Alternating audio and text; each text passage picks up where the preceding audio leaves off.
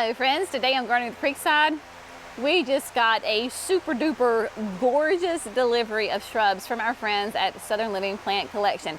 They were so kind to contact us a couple of weeks ago and said, you know what guys, you're in North Carolina. We understand that fall is time for planting your shrubs and your trees and your perennials, all the fun things here in the South. We have some plants available. Would you like to, take a look and do some shopping? And I said, absolutely. So we worked it out. They arrived today. I just got the box from FedEx unpacked, and y'all, these are some stunning shrubs. Cannot wait to share them with you. Basically, these are gonna go at the house in that new terrace garden area, both above like where Hydrangea Hill is, and then even down kind of in the swoosh where we're going to be extending the cottage garden. Cannot wait to add these beautiful shrubs to the area. So what we're going to do is we're going to go through, I guess probably just kind of a little bit of a left to right kind of situation. Now, I will also say that, our friends at Southern Living, they are known for their fabulous camellias. And so we have some camellias coming. They weren't quite ready. They're going to ship in about a week or two. So we get to do this all over again when the camellias comes, because Jenny is a North Carolina gardener, Zone 8A, and every proper Southern garden has to have at least one camellia, right? And I'm of the mindset, it's like hydrangeas. The more the merrier on the camellias. So they will be coming very shortly as well. So they were very kind and let me kind of choose the numbers that I wanted to do. So first, let's just start down here with this beautiful perennial. This is a Carex, and this is part of that that series, the Evercolor series. Like, remember Everillo? Everillo is the one that's that big bright chartreuse. Well, this is Everest, and Everest is a gorgeous, it has a nice dark green center and really kind of white blonde edging on it.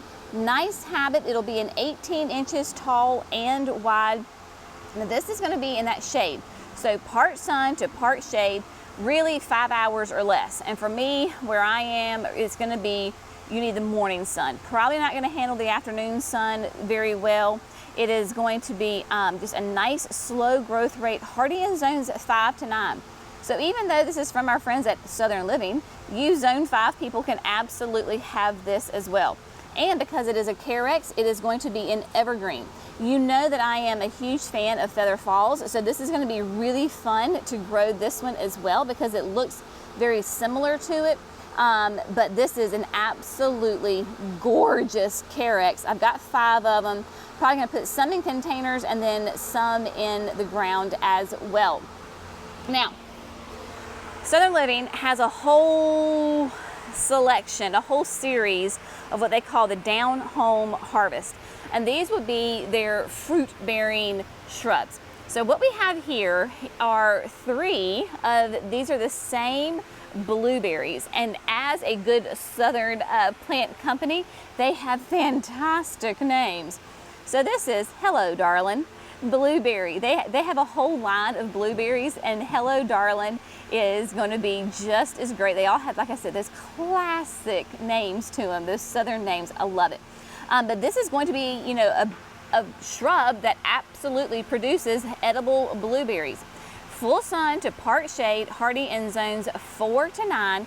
Nice green foliage in the summertime, and you can see we're starting to get a little bit of color here for the fall. So in the fall, they're going to turn nice dark red leaves. They're going to have that gorgeous bloom early in the season, tons of sweet large berries afterwards. Now, like with all blueberries, if you can put multiple varieties in the same area, you're going to have better pollination. But this is going to be 4 to 5 wide and 3 to 4 tall. So I want to somehow incorporate them into the garden down low, so the easy access, right? We got to be able to get to our blueberries nice and easy. Exact location to be determined. Then we got a thornless blackberry. We've got 3 of those. Look at this beautiful, healthy, gorgeous foliage, and truly it is thornless. Like, there are not any thorns on here. This right here, this is just kind of that new growth that you see, but a beautiful plant, beautiful bright new foliage on it. And so this is, I'm probably going to butcher the name, Asajj. There you go. That's what we're going to go with. And this is going to be, of course, full sun, right? So your blackberries need that full sun, can tolerate a wide range of soils. Going to be hardy in zones 6 to 10, very adaptable, and you're going to plant them 3 feet apart in rows that are 7 feet apart. Or if you wanted to use it as a specimen, you could, and you could just, use it as a single one. They're going to be 4 to 5 wide, 3 to 4 tall. So very excited about the thornless blackberries. Again, exact location on these guys to be determined, but my family does adore fruit, and I just can't turn down some beautiful thornless blackberry bushes. Now, the next 2 are shrubs that I have tons of experience with, but the first one I'm really kind of embarrassed to say we don't have it anywhere in our garden. It's shameful to say that. What am I talking about? I'm talking about purple daydream loropetalum. This is probably by far our most popular loropetalum at the nursery that we sell because it is a beautiful dwarf variety. This is going to be 2 to 3 feet tall and 3 to 4 wide. And y'all, these plants are gorgeous. They are so full. I, of course, love loropetalums. But as you know, if you've been watching us at the terrace garden, there's dwarf varieties like Purple Daydream, nice and petite, 2 to 3 tall. And then there's ones that are not very petite, AKA the ones beside, whatever you want to call it, the terrace garden that are close to like 20 feet tall. They're massive. I don't need those big massive ones. Most people don't need those big massive ones. We want nice petite, but we love that evergreen, rich purple color. Of course, they bloom in like coming out of winter and going into spring. They are stunning. Now, these are going to be more of that southern garden, right? And so for the southern garden, hardy in zones 7 to 10. Now, I definitely see both the Purple Daydream loropetalum and then this beauty, hello gorgeous, Touch of Gold holly. So this is a soft touch holly. So you think holly, we think prickles. This is not prickly at all. I actually have 3 of these up at the chicken coop, and I adore them. They are fantastic. So I have 5 of these. Now the Touch of Gold, before I get into where I'm thinking about putting them, full sun to part sun, 2 feet tall, 4 feet wide. So if you've got like a bank or an area, a slope that you want to landscape so you're not having to mulch or you have a lot of wash, this is the plant for you, okay? Hardy in zones 6 to 9. So my idea for the loropetalums and the Touch of Gold is that they are going to go, my loropetalums more than likely, you know me, things can change, more than likely they're going to go up on Hydrangea Hill because I have those beautiful firelight hydrangeas in the back, nice beautiful pure white flowers that'll turn like a nice rosy pink, but they're deciduous, right? Nice bright green foliage. Have this as a nice contrast, the loropetalums in there, and then I think I'm going to put 3 Touch of Golds up there on Hydrangea Hill, and then the other 2 I'm going to put more down where I extend the cottage garden. So we'll have 2 down low, and then you look up and you'll have 3 up there. So it just brings the whole space together. So that's what my rough plan is right now. Another one that I'm excited about, this is new. This is a new Abelia. Now, I do adore Abelias because, again, they are evergreen, nice, small, rounded shape to them. This is the Suntastic Pink. And Suntastic Pink is going to be, again, 2 to 3 tall, 3 to 5 wide. If you notice a repetitive theme here with me, is that I am picking these plants for this area that are wider than they are tall. Abelias, of course, this time of year will put on little sweet little flowers that your pollinators love, being the Suntastic Pink. Now that new foliage has a beautiful pink hue to it. Your older mature leaves are more bicolor with that green and cream, but just a great evergreen shrub that again can take up some real estate, so you're not having to mulch as much, you're not having to weed as much. Your pollinators love these flowers. So the thought is too that those will go, I think, if I have enough room, that those are going to go up on Hydrangea Hill. If not on Hydrangea Hill, they can easily come down in the cottage garden in that area, and maybe within the actual cottage garden itself, because nice wide evergreen foliage will be great. Now, I know exactly where these guys are going to go. Have you heard of better boxwood? So better boxwood is, I'm gonna get my information straight here, is the first boxwood blight resistant line of boxwoods in the United States. Because if you have not heard of boxwood blight, it is a blight, it is a disease that affects boxwoods, and it mostly affects American and English type of boxwoods, and just really, I mean, like it'll kill them. It takes them out. Certain parts of the country, certain gardens that are really famous, Colonial Williamsburg is one of them, has gotten hit really hard by boxwood blight. And so if you get boxwood blight, you really can't come back in and plant another boxwood because it's there. And so you have to then change and do something completely different. So the idea is if you plant boxwoods that are resistant to that boxwood blight, then we can slow the spread of the blight. So within the better boxwood line, there are 3 different varieties. The reason that we chose the Babylon Beauty is for its size. So Babylon Beauty, again, notice 3 feet tall, 4 to 5 wide. I have 6 of these beautiful things right here, and 3 of them are going to go on each side of the cottage garden.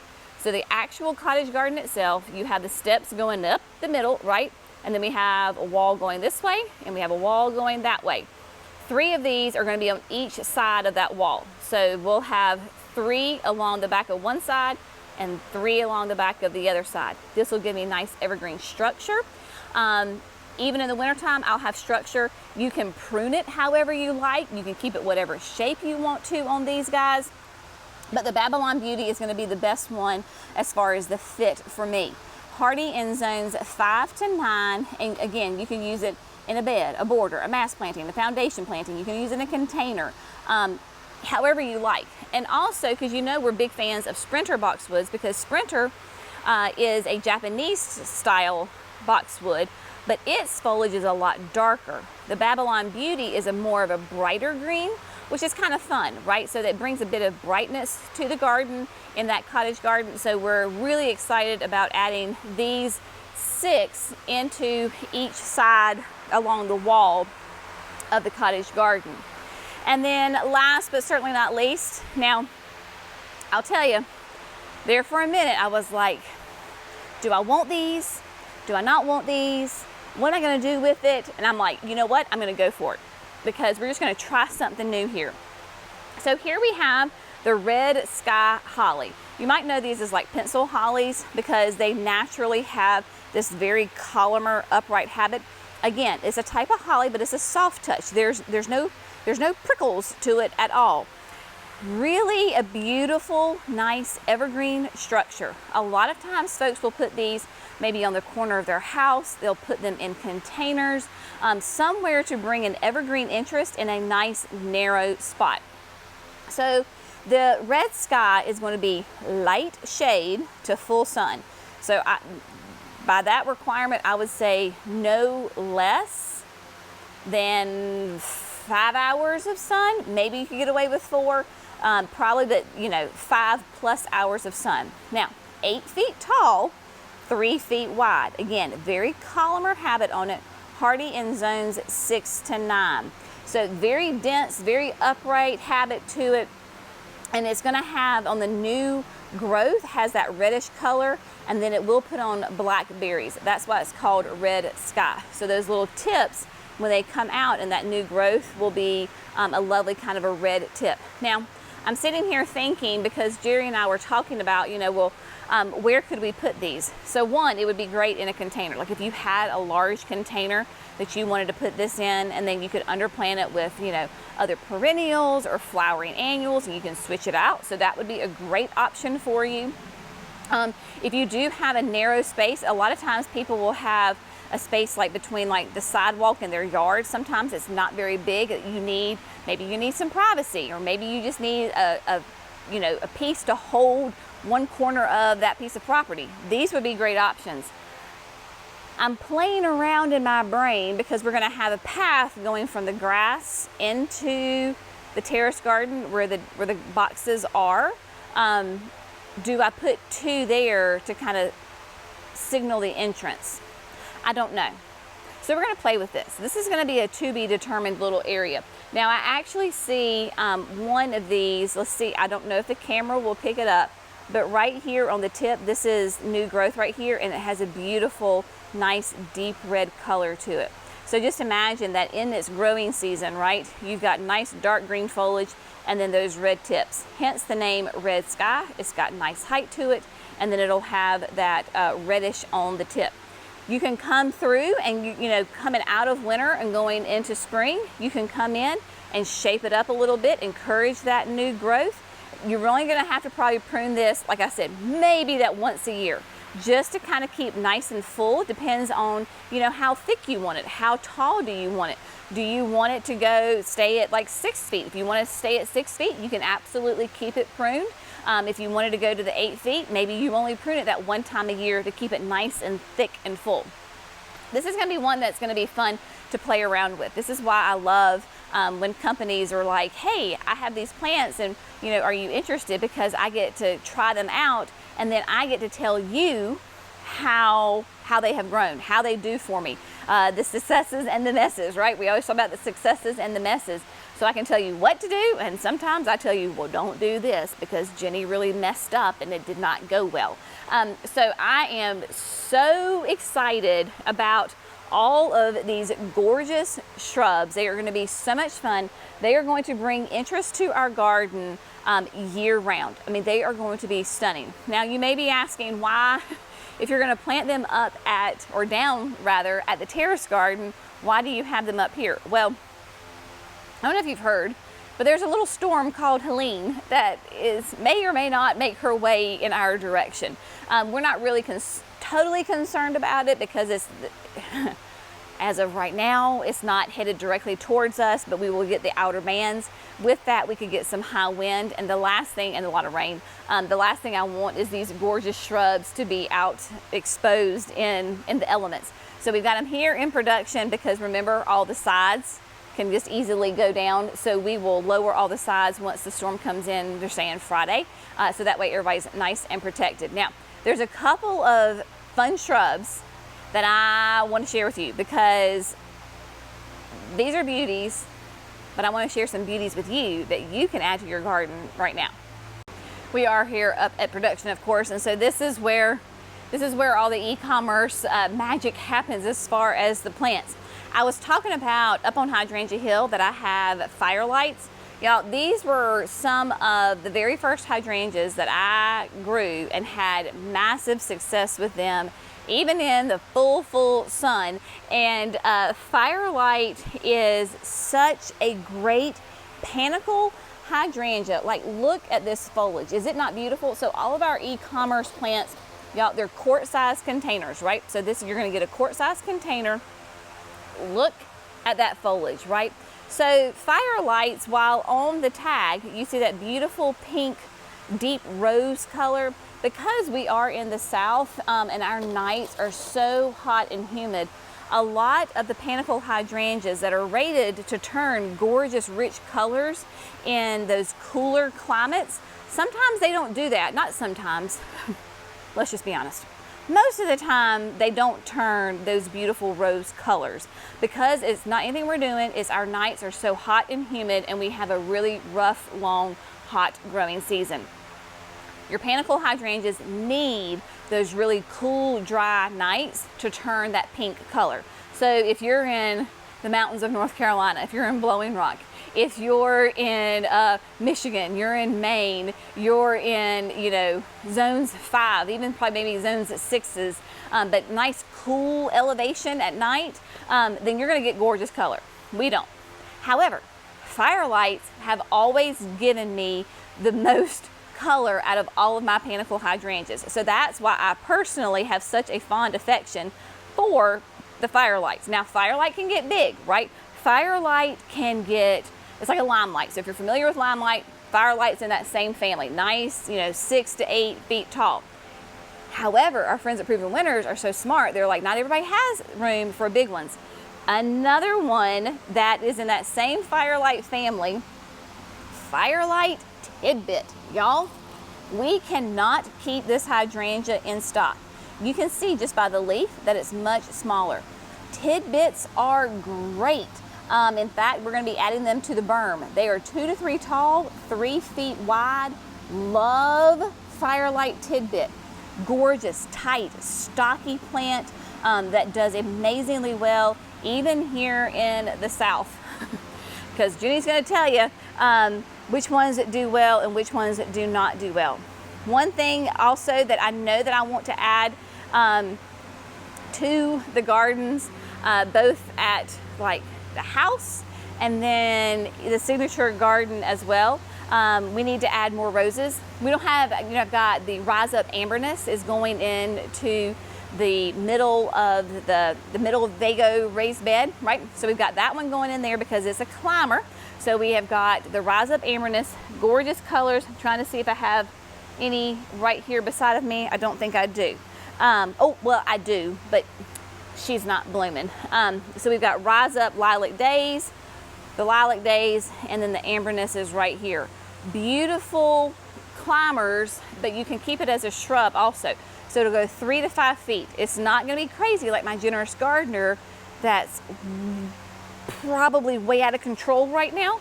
Much more controlled. So the roses are absolutely beautiful. And then y'all look at this, reminiscent pink. And let me see if I can tiptoe in here without falling into the rose bushes. But look at reminiscent pink. Oh, come on. Is she not stunning? And a lovely fragrance. So if you are a rose lover, these are, I tell you, the reminiscent pink and crema are probably my 2 favorite like shrub roses.